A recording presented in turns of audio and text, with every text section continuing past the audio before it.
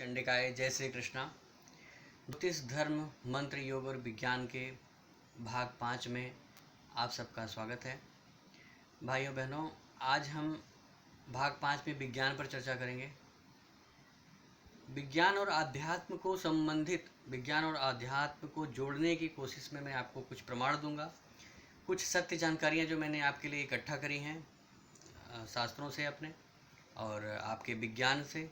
विज्ञान हमारा पसंदीदा सब्जेक्ट रहा है, तो मैं इस बारे में चर्चा प्रारंभ करते हुए सबसे पहले आप लोगों को ये बताना चाहूँगा, आज के हमारे सनातन धर्म के हमारे जो युवा हैं, हमारे जो अपने भाई बंधु हैं हिंदू धर्म से, वो छोटी छोटी चीज़ों पर, आध्यात्म की, हमारे धर्म की, संस्कृति की छोटी छोटी बातों का विज्ञान से प्रमाण मिलने पर बड़े खुश हो जाते हैं। उदाहरण के तौर पर कि हमारे जनेऊ से चढ़ाने से ब्रेन हैमरेज रुकता है, हमारे तिलक लगाने का क्या बेनिफिट है, और हमारे धर्म के हिसाब से महिलाओं की चूड़ियाँ पहनने से क्या फ़ायदे हैं। बहुत सारे ऐसे अनेक प्रकार के लाभ हैं जो हमारी संस्कृति से हमें प्राप्त हो रहे हैं और होते रहेंगे अगर हम उनका अनुसरण करते रहे। तो क्या इन सब चीज़ों के विज्ञान से प्रमाण मिलने से आप इतना खुश क्यों होते हैं? विज्ञान और आध्यात्म का कोई तुलना नहीं कर सकते। आध्यात्म के को प्रमाणित होने की आवश्यकता नहीं है। हम उल्टा सोच रहे हैं। हम आध्यात्म के, हमारी संस्कृति के किसी विधा को प्रमाण मिलने पर विज्ञान से खुश होते हैं, जबकि विज्ञान को प्रमाण की आवश्यकता है हमारे अध्यात्मों से, हमारे आध्यात्मिक ग्रंथों से उनको प्रमाणित होने की आवश्यकता है। इसको मैं एग्जाम्पल सहित आपको समझाऊंगा और शायद इस वीडियो के बाद आपकी भी थोड़ी सी इस चीज़ की मेंटालिटी चेंज होगी कि विज्ञान हमारा आधार नहीं है जो आध्यात्म को सिद्ध करने के लिए। विज्ञान को आध्यात्म प्रमाणित कर सकता है। इस बात को मैं अभी आप इस वीडियो में आगे साबित करने की पूरी कोशिश करूंगा और आपको भी कन्विंस करूंगा। उससे पहले मैं एक दो बातें आपको बताना चाहता हूं विज्ञान के बारे में और आध्यात्म के बारे में। आप और हम सभी लोग मनुष्य हैं, सबकी एक लिमिटेशंस हैं। आध्यात्म को विज्ञान की दृष्टि से तौलना, विज्ञान के तराजू में तौलना वैसे ही समझा जा सकता है जैसे समुद्र से एक लोटा जल या एक गिलास आप समुद्र से जल निकाल के समझें कि आपने पूरे समुद्र को उसमें समाहित कर लिया है। नहीं, विज्ञान का जो अनुसंधान है, जो हो रहे हैं, अभी हुए भी हैं पीछे। अब आपको मैं एक उदाहरण से समझाता हूँ। मनुष्य है, 390 नैनोमीटर से लेकर 750 नैनोमीटर तक की प्रकाश तरंग दैर्ध्यों को ही देख सकता है। अर्थात 390 वेव से नीचे की नैनोमीटर से नीचे की वेवलेंथ और 750 नैनोमीटर से ऊपर के वेवलेंथ की प्रकाश तरंगों को तो हम देख भी नहीं सकते हैं। ये हमारी सीमित क्षमता है। इसी तरीके से हमारे कान 20 हर्ट्ज से लेकर 20,000 हर्ट्ज तक की तरंगों को, ध्वनि तरंगों को आप सुन सकते हैं। यदि 20,000 हर्ट्ज से ऊपर की तरंगें हो, यदि 20 हर्ट्ज से नीचे की तरंग हो, तो क्या आप उनको महसूस सुन सकते हैं? बिल्कुल नहीं। ऐसा विज्ञान कहता है नहीं सुन सकते हम। तो हमारी परिसीमा तो सीमित हुई।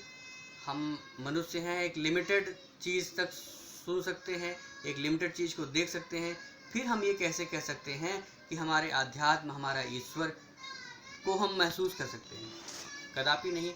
हम अपनी बाह्य शक्ति से तो बिल्कुल भी नहीं ऐसा कर सकते, किंतु यदि हम अंदर की शक्ति, योग से, ध्यान से, मंत्रों की मदद से हम इन सब चीज़ों को कर सकते हैं और इसको मैं आगे वीडियो में आपको इसका प्रमाण दूंगा। अब हम विज्ञान की बात करते हैं। विज्ञान में हमें, रसायन विज्ञान की बात करता हूँ। रसायन विज्ञान में हमें कहा जाता है कि अम्ल के गुण हैं, क्षार के गुण हैं। पुस्तकों में ऐसा लिखा है और हम उसको मान लेते हैं। उसमें लिखा है कि लाल लिटमस नीला हो जाता है, जी इसमें नीला लिटमस लाल हो जाता है, उसको हमने रट रखा है और उस पर ही अपना अध्ययन करते जा रहे हैं। उसके गुणधर्म के आधार पर रिसर्च करते हैं। भाई, वो भी किसी वैज्ञानिक ने लिखा किताब में, उसको आपने पढ़ा और विश्वास कर लिया, इसलिए उसको सत्य मान लिया। किंतु हमारे जो धर्म ग्रंथों में, हमारे आध्यात्म में, हमारे पौराणिक ग्रंथों में जो चीज़ें लिखी हैं, उसको फिर विश्वास हम क्यों नहीं कर रहे हैं? उसको क्यों नहीं मानने को तैयार होते हैं कि वो भी सर्वथा सत्य हैं और उस पर अनुसंधान करें। मैं आपको अभी प्रमाण दूंगा इस चीज़ का। मैं विज्ञान जगत के 2 महान वैज्ञानिकों का नाम लेना चाहूँगा, सर आइजैक न्यूटन और अल्बर्ट आइंस्टीन। इनका नाम सभी ने सुना होगा, जो विज्ञान के छात्र हैं वो भी, जो नहीं हैं वो भी जानते होंगे। अब इनकी दो सिद्धांत में लेता हूँ। अल्बर्ट आइंस्टीन का एक फार्मूला है E=mc²। है क्या ये? वो कहते हैं कि m क्या है, E ऊर्जा है, m द्रव्यमान है, c प्रकाश का वेग है। उनका ये कहना था कि किसी द्रव्यमान को यदि प्रकाश के वर्ग की गति से प्रक्षेपित किया जाए तो वो द्रव्यमान नहीं रहकर ऊर्जा बन जाता है। अब दूसरा मैं सिद्धांत लूँगा, अल्बर्ट आइंस्टाइन का हो गया। अब मैं दूसरा एग्जांपल लेता हूँ, सर आइजैक न्यूटन का। उनका टाइम का रिलेटिविटी थ्योरी है, एक समय का सापेक्षता सिद्धांत है। अब आप देखते हैं रेलवे के साथ साथ अगर कोई साइकिल वाला जा रहा है तो दोनों की स्पीड अलग अलग है। तो रेल में बैठे यात्री को लगता है कि साइकिल वाला पीछे जा रहा है, और साइकिल वाले को लगता है कि रेल में बैठा हुआ आदमी आगे जा रहा है। सिर्फ ये गति की सापेक्षता है, गति उसकी तेज है, इसकी कम है। उसी प्रकार से उस सिद्धांत को अगर हम आगे बढ़ाएं तो आप इस बात को ऐसे भी समझ सकते हैं। हम कहते हैं कि धरती पर ईश्वर का प्रमाण क्या है, ईश्वर है या नहीं है। बहुत सारे ऋषि मुनि वैज्ञानिक सभी इस प्रश्न पर बात करते हैं। मैं भी उस चर्चा को थोड़ा सा आगे बढ़ाता हूँ। प्रमाण, अगर थ्योरी ऑफ रिलेटिविटी है टाइम की, उसके हिसाब से संसार में, इस ब्रह्मांड में बहुत सारे पिंड हैं, अनंत पिंड हैं, ये सबको पता है। इस धरती के सापेक्ष कोई पिंड अगर गति कर रहा होगा, अल्बर्ट आइंस्टीन के हिसाब से अगर वो प्रकाश की गति की स्क्वायर के हिसाब से चल रहा होगा तो उसमें वो ऊर्जा में बदल चुका होगा, वो एक ऊर्जा क्षेत्र होगा। तो क्या हम अपने सीमित संसाधनों के साथ, जो मनुष्य एक लिमिटेड दायरे में देख सकता है, सुन सकता है, उस ऊर्जा वाले क्षेत्र में, उस ऊर्जा के प्रक्षेपण वाले समय में जा सकता है? नहीं जा सकता है, क्योंकि समय का गैप है बहुत ज़्यादा। इसी आधार पे टाइम मशीन पे भी साइंटिस्ट काम कर रहे हैं, जो समय में किस तरह मशीन से हम जा सकते हैं। अभी ऐसी मशीन पॉसिबल नहीं है पृथ्वी पर, किंतु मंत्र और योग के थ्रू आप इस चीज़ को अनुभव कर सकते हैं, उस ऊर्जा के क्षेत्र में जा सकते हैं। इसका प्रमाण गीता के अध्याय 8 के श्लोक 17 में स्पष्टतः है। मैं अभी इस श्लोक को पढ़ के सुनाता हूँ, उसका अर्थ बतलाने की कोशिश करता हूँ। वो इस प्रकार है, आप गीता के अध्याय 8 का श्लोक 17 देख सकते हैं। सहस्त्र युग पर्यंत महर्यद ब्रह्मणो विदुः रात्रिम युग सहस्त्रांताम ते अहोरात्रि विदो जनाः। अर्थात ब्रह्मा का जो एक दिन है उसको 1000 चतुर्युग की अवधि वाला, और रात्रि को भी 1000 चतुर्युग की अवधि वाला जो पुरुष तत्व से जानते हैं वे योगी जन, ध्यान दीजिएगा, योगी जन यहाँ शब्द यूज किया गया है, काल के तत्व को जानने वाले हैं।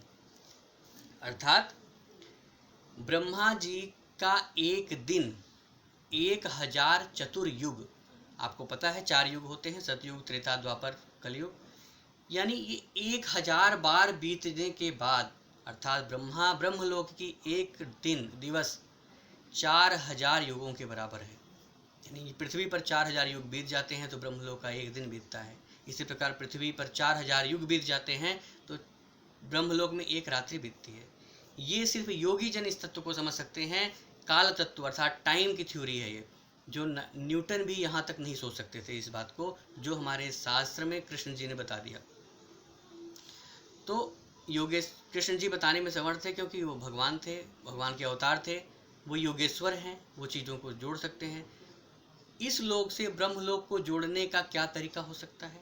इसी तरीके से और भी लोक होंगे, और भी पिंड होंगे पृथ्वी के आसपास, जो अन्य कई सारी अलग अलग गतियों में, अलग अलग समयों के हिसाब से घूम रहे होंगे, जिनको हम अपनी क्षमता की वजह से, लिमिटेड क्षमता की वजह से, बाह्य क्षमता की वजह से हम देख नहीं सकते, सुन नहीं सकते, महसूस नहीं कर सकते। किंतु यदि हम अपनी अंतरात्मा की ऊर्जा को जगा लें, अनंत ऊर्जा को समझें, और वो समझ हमें सिर्फ योग और प्राणायाम, इसके अलावा मंत्रोच्चार, इन सब की अगर मदद लें, तो हम एक लोक से परलोक, जिसको शास्त्रों में परलोक भी कहा गया है, परलोक मतलब दूसरा लोक, पर मतलब होता है दूसरा लोक, अर्थात ब्रह्मलोक, विष्णुलोक, शिवलोक, ऐसे ही इंद्रलोक जिसको स्वर्ग कहा जाता है, यमलोक जिसको नरक कहा जाता है, ऐसे ही तमाम तरीके के लोक हमारे पृथ्वी के आसपास हैं, जो ऊर्जा के रूप में हैं, क्योंकि वो आइंस्टीन के हिसाब से प्रकाश की गति की स्क्वायर के हिसाब से मूव कर रहे होंगे, या किस गति से मूव कर रहे हैं वो भी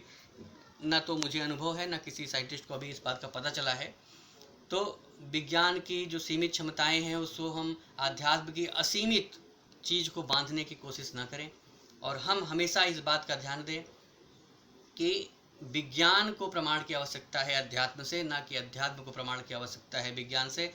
और एक चीज़ मैं आप लोगों को जोड़ना चाहूँगा, कहना चाहूँगा सभी को, कि सभी लोग कृपया कोई भी शब्द अगर उनको मिले, उस पर गहन चिंतन करें, मंथन करें, उससे आप कुछ ना कुछ नया चीज़ खुद निकाल सकते हैं। ये बहुत बड़ी बात है। मैं बैंक कर्मचारी हूँ, मैंने बैंक में एक बार एक सजेशन दिया, सुझाव दिया अपर मैनेजमेंट लेवल पे। वहाँ से एक मेल आया मेरे पास, think well done, think out of box. Think out of box का मतलब उस समय मुझे ज़्यादा समझ में नहीं आया कि बक्से से बाहर क्या सोचेगा इंसान। बक्सा क्या है? हमने अपने मन मस्तिष्क के चारों तरफ एक बक्सा बना रखा है। हम जिन चीज़ों को पढ़ते हैं, जिन चीज़ों को सीखते हैं, जो हमें पढ़ाई गई, सिखाई गई, जो हमने देखा, सुना, समझा, उस बक्से में भर देते हैं, और उस चीज़ों के बीच में ही घूमते रहते हैं। उसके बियॉन्ड सोचने की कोशिश कभी नहीं करी हमने। हमें करना चाहिए। मैं सबसे अनुरोध करूँगा, आप लोग भी करिए। हो सकता है कुछ ना कुछ हर कोई इंसान लेके आए जो देश के लिए, समाज के लिए, अपने लिए, परिवार के लिए हितकारी हो सकता है। इसलिए हमेशा सोचते रहिए, हमेशा गहन चिंतन करिए, सत्य की खोज में लगे रहिए। और इन्हीं सब चीज़ों के साथ मैं अभी वीडियो का समापन करना चाहूँगा। अगले भाग में बहुत सारे लोगों का प्रश्न आया, बहुत सारे लोगों के सुझाव आए, बहुत सारे लोगों का प्रश्न आया, बहुत सारे लोग कई सारे विषयों पर डिस्कस करना चाहते हैं। लेकिन मैं एक जातक ने, किसी ने ज्योतिष से संबंधित एक चर्चा का विषय रखने का अनुरोध किया है। राहु केतु क्या ये देव हैं? इस विषय पर हम चर्चा करेंगे अपने अगले भाग में, ज्योतिष से संबंधित है। हमने अपने चैनल के जो 5 शीर्षक दिए हैं, ज्योतिष, धर्म, मंत्र, योग और विज्ञान, इन सारी चीज़ों से रिलेटेड कोई भी विषय पर आप चर्चा करना चाहें तो आप हमें मेल पे, यूट्यूब पे, फेसबुक पे, कहीं भी अपना कमेंट अपडेट कर सकते हैं। हम उस चर्चा को आगे आने वाले भागों में शामिल करने का पूरा प्रयास करेंगे। तो अगले भाग में, आप भाग 6 में, राहु केतु देवता हैं या नहीं हैं, इनका क्या कुंडली में प्रभाव है, इन सब चीज़ों पर हम चर्चा करके थोड़ा प्रकाश डालने का प्रयास करेंगे। तब तक के लिए सुखी रहें, स्वस्थ रहें, परिवार के साथ खुश रहें, और जय श्री कृष्ण।